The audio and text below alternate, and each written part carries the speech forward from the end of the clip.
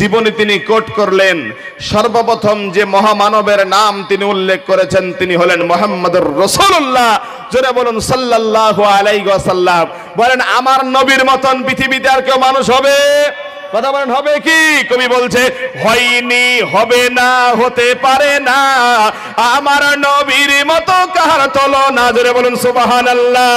হয়নি, হবে না, হতে পারে না। আরে মহব্বত করে একটু যুবকরা বলো না, আরে গান বাজনা বলো, এটা আমার নবীর শান বলো জোরে।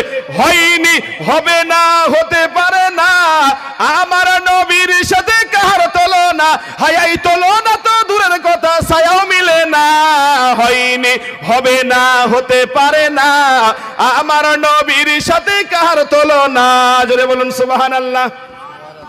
সকল নবী রাসূল ছিলেন আল্লাহর দেওয়ানা। কার দেওয়ানা ভাই? আল্লাহর দেওয়ানা। সকল নবী রাসূল ছিলেন আল্লাহর দেওয়ানা। দুই নয়নে দেখবে মাবুদ, মনে তামান্না। হায় এই শেষ নবীকে ডেকে নিলেন, শেষ নবীকে ডেকে নিলেন তিনি রব্বানা।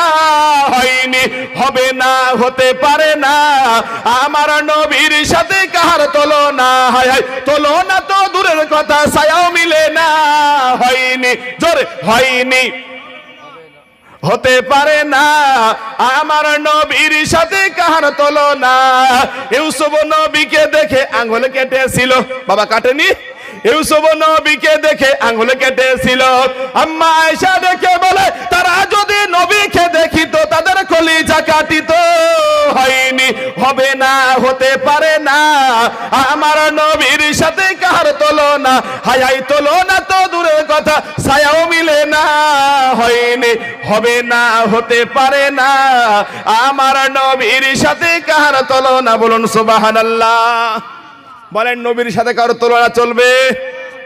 নবীর সাথে কারো তুলনা হবে না। তো মুহাম্মদ সাল্লাল্লাহু আলাইহি ওয়াসাল্লামের জীবনী আদর্শ বলতে যেই একটু নবীর জন্মের পরিচয়টা দিই। এতগুলা মানুষ বসে আছেন, বলেন নবীর জন্ম কোথায়? কোথায় গো? রাসূলুল্লাহ সাল্লাল্লাহু আলাইহি ওয়াসাল্লামের জন্ম কোথায়? মক্কায়।